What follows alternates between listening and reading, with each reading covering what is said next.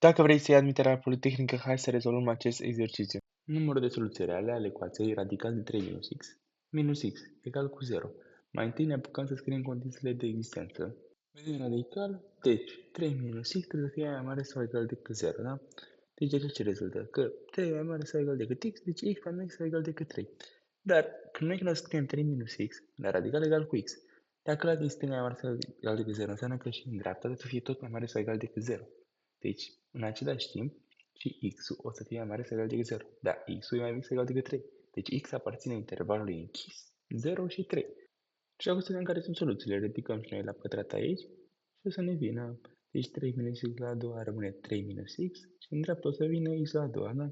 Ducem tot într-o parte, de preferabil în dreapta dacă să avem x la a doua pozitiv, plus x minus 3 egal cu 0. Acum să vedem soluțiile. Delta o să vină 1 la a doua plus, vedem că e minus acolo, da, deci minus 1 e plus, 12 egal cu 13.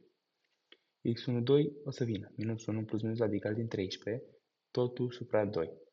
Dar noi ce trebuie să facem ca să vedem în ce interval aparține? Deci radical din 13 e între radical din 9 și între radical din 13, adică între 3 și 4, da?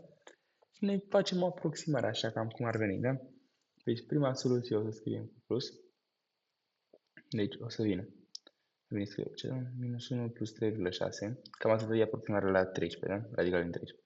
O să vină 2,6 pe 2, care aparține intervalului 0 și 3, pentru că o să vină 1, nu știu cât, da? Dacă avem minus 1 minus 3,6 pe 2, o să vină cu minus.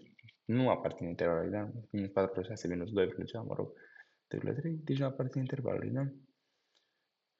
Deci, o singură soluție aparține, deci este răspunsul aceea fiind minus 1 plus radical din 13 pe 2. Perfect. Dacă v-a plăcut, dați un subscribe, un like, un follow acolo și ne mai auzim. Pa!